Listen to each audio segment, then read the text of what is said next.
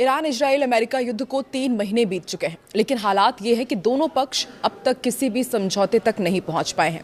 धमकियां और बातचीत का दौर एक साथ ही चल रहा है, लेकिन परिस्थितियां अब तक काबू में आई नहीं है।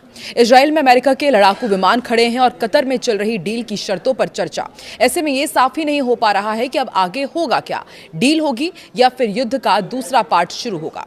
नमस्कार, मैं हूं आकांक्षा और आप देख रहे हैं न्यूज 18 का डिजिटल प्लेटफॉर्म। पश्चिम एशिया में जारी युद्ध थमता नजर नहीं आ रहा है। अमेरिका और ईरान के बीच युद्ध विराम को लेकर बातचीत जरूर चल रही है, लेकिन अब तक कोई अंतिम समझौता नहीं हो पाया है। इस बीच पिछले 48 घंटों में हालात और ज्यादा तनावपूर्ण हो गए हैं। ईरान ने अमेरिका पर युद्ध विराम तोड़ने का आरोप लगाया है, जिससे पूरे क्षेत्र में एक बार फिर टकराव का खतरा बढ़ गया है। यह तनाव भी तब बढ़ा है जब अमेरिकी सेना के सेंट्रल कमांड यानी कि सेंटकॉम ने यह दावा किया है कि उसने दक्षिणी ईरान में मिसाइल ठिकानों को और कुछ नौकाओं पर हमला किया है। अमेरिका का कहना है कि ये नौकाएं खाड़ी में समुद्री सुरंगें बिछाने की कोशिश कर रही थी, जिससे अंतर्राष्ट्रीय जहाजों के लिए खतरा पैदा हो सकता था। अब तक 8 पॉइंट में आपको बताते हैं कि क्या क्या हुआ है। देखिए, ट्रंप और नेतन्याहू ने फोन पर बातचीत की है। अमेरिकी राष्ट्रपति डोनाल्ड ट्रंप ने इजराइल के प्रधानमंत्री बेंजामिन नेतन्याहू से अहम बातचीत की। बताया जा रहा है कि दोनों नेताओं ने ईरान के साथ चल रही बातचीत और क्षेत्र की सुरक्षा स्थिति पर चर्चा की। वहीं अमेरिका के लड़ाकू विमान भी इजराइल के एयरबेस पर देखे गए हैं। दूसरा अपडेट यह है कि कैंप डेविड की ट्रिप कैंसिल कर दी गई है। अमेरिकी राष्ट्रपति ने अपनी कैंप डेविड की ट्रिप कैंसिल कर दी है और इसकी वजह खराब मौसम बताई गई। इसकी वजह आज व्हाइट हाउस में ही कैबिनेट की बैठक आयोजित की गई, जिसमें निश्चित तौर पर ईरान का मुद्दा भी शामिल रहा। मार्को रूबियो का बयान आया है कि डील होने वाली है। अमेरिकी विदेशी मंत्री हैं मार्को रूबियो, जो इस समय भारत के दौरे पर है। उन्होंने साफ किया कि तमाम तनाव के बावजूद ईरान के साथ समझौते की संभावना अभी खत्म नहीं हुई है। अमेरिका की ईरान पर स्ट्राइक के बाद भी दोनों देश शांति वार्ता की ओर बढ़ रहे हैं। चौथा बड़ा अपडेट यह है कि कतर में एक गुप्त वार्ता चल रही है। मार्को रूबियो ने बताया कि कतर में दोनों पक्षों के बीच लगातार बातचीत हो रही है और समझौते की भाषा को लेकर कई मुद्दों पर चर्चा जारी है। समझौते की शर्तों और भाषा को लेकर यह बातचीत जारी और उम्मीद है कि अगले कुछ दिनों में वार्ता हो जाएगी। एक और बड़ा अपडेट यह है कि इजराइल ने लेबनान पर फिर स्ट्राइक किया है। लेबनान में भी हालात बिगड़ते जा रहे हैं। दक्षिणी लेबनान में इजरायली हवाई हमलों में कम से कम 31 लोगों की मौत हुई, जिनमें कुछ बच्चे और महिलाएं भी शामिल हैं। लेबनान स्वास्थ्य मंत्री की ओर से ये जानकारी दी गई है।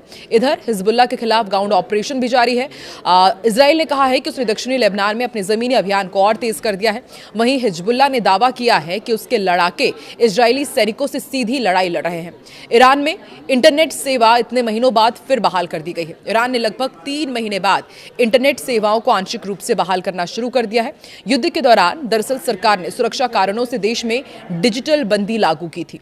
इधर एक और अपडेट ये है, दुनिया के सबसे बड़े इंटरनेट ब्लैकआउट के बाद धीरे धीरे अब ईरान में इसे बहाल किया जा रहा है। दूसरी तरफ कतर और ईरान में भी बातचीत जारी है। कतर के अमीर शेख तमीम बिन हमद अल थानी ने ईरान के राष्ट्रपति मसूद पेजेश्कियान से फोन पर बातचीत की। कतर ने सभी पक्षों से संयम बरतने की अपील की, ताकि पूरे पश्चिम एशिया में हालात और ज्यादा विस्फोटक ना बने। आपको बता दें, कतर भी उन देशों में शामिल था जिस पर ईरान ने खाड़ी युद्ध के दौरान हमले किए थे। बावजूद इसके कतर वार्ता में मध्यस्थता कर रहा है और समझौते की शर्तों पर काम कर रहा है। वहीं ईरान ने इजराइल और अमेरिका पर निशाना साधा है। बुधवार को ईरान ने एक बयान में अपने विरोधियों पर हाइब्रिड युद्ध की रणनीति अपनाने का आरोप लगाया।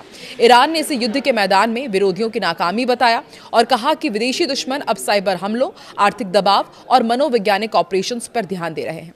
एक बयान में मंत्रालय ने दावा किया कि विरोधी सैन्य रूप से हार चुके हैं, अब गैर सैन्य तरीकों से ईरान को अस्थिर करने की कोशिश कर रहे हैं। मंत्रालय ने यह भी आरोप लगाया कि इन तरीकों में साइबर युद्ध, हथियारों की तस्करी, हत्याएं और देश के भीतर अशांति फैलाने के उद्देश्य से चलाए जा रहे विरोधी मीडिया अभियान भी शामिल है। अल जजीरा की रिपोर्ट के अनुसार मंत्रालय ने कहा कि सैन्य मोर्चे पर हारे हुए दुश्मन ने अब अपना ध्यान सॉफ्ट वॉर, कॉग्निटिव वॉरफेयर और सामाजिक उकसावों की ओर मोड़ दिया है। साथ ही ईरान के सुप्रीम नेशनल सिक्योरिटी काउंसिल के उपसचिव अली बाघेरी कानी ने एक बार फिर साफ कर दिया है कि अमेरिका के साथ चल रही मौजूदा बातचीत में ईरान के हाई एनरिच्ड यूरेनियम का मुद्दा शामिल नहीं है। रूस के मॉस्को में एक अंतर्राष्ट्रीय सुरक्षा सम्मेलन के दौरान उन्होंने ये बातचीत में साफ किया कि ये मुद्दा बातचीत के एजेंडों में नहीं है। दरअसल अमेरिका चाहता है कि ईरान अपने करीब 440 किलोग्राम हाई एनरिच्ड यूरेनियम भंडार को खत्म करे। डोनाल्ड ट्रंप पहले ही कह चुके हैं कि अमेरिका ईरान को इतना संवर्धित यूरेनियम रखने की अनुमति नहीं देगा। ईरान के 60% तक संवर्धित यूरेनियम को लेकर दोनों देशों के बीच बड़ा विवाद बना हुआ है और डील में जो पेंच मुख्य फंसा हुआ है वो इसी कारण है। हालांकि परमाणु हथियार बनाने के लिए करीब 90% संवर्धन की जरूरत होती है, लेकिन एक्सपर्ट्स का मानना है कि 60% तक पहुंचने के बाद हथियार स्तर तक जाना काफी आसान और तेज हो जाता है। आपको क्या लगता है, क्या ईरान कभी अपना हाईली एनरिच्ड यूरेनियम अमेरिका को सौंपेगा? और यदि ऐसा नहीं होता है तो अमेरिका और ईरान की डील कभी हो भी पाएगी या नहीं, या इसी तरह टकराव और बढ़ता जाएगा? कमेंट सेक्शन पर अपनी राय जरूर दें।